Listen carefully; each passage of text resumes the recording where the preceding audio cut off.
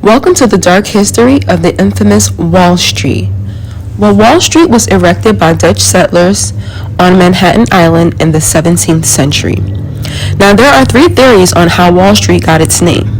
The first theory, it's been said that Wall Street is short for Walloon Street, which was named after an ethnic group that lived in Wallonia, which is a region that is adjacent to France. The Dutch name for Walloon is Wal.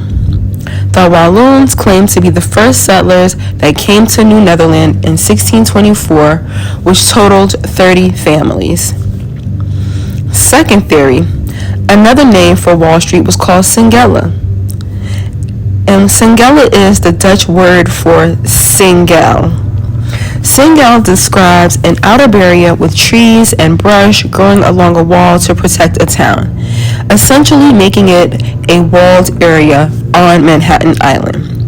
And the third theory, and the theory that is most known about, so a wall was built to keep the British, pirates, and Native Americans out.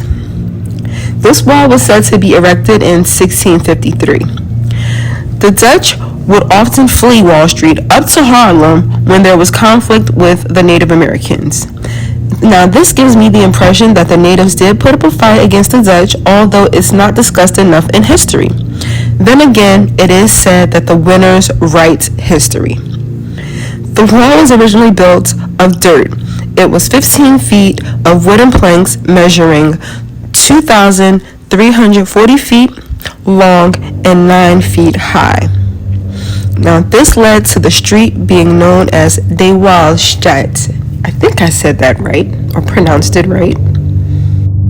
Now, the spelling wall, W-A-A-L, and W-A-L were used interchangeably.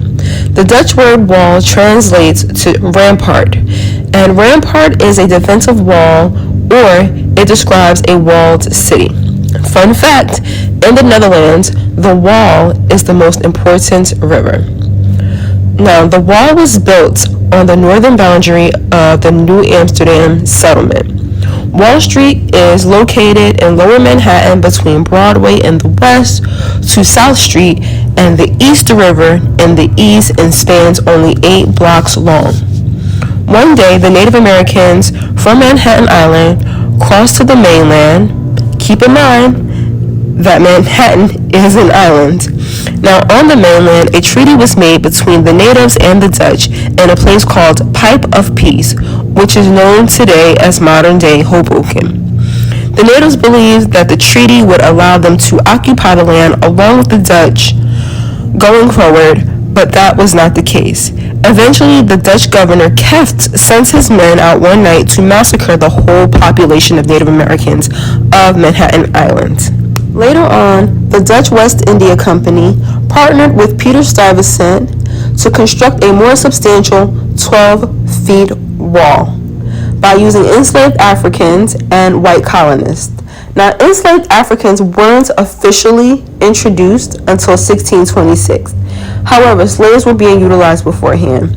During the 17th century, Wall Street was a slave trading marketplace and, of course, a securities trading site. However, the wall was removed in the year 1699. Now, according to history, it wasn't until December 13th, 1711, that the New York City Common Council made Wall Street the city's first official slave market for sale and rental of enslaved Africans and Indians. Now, this is interesting since the focus of slavery is always on the South.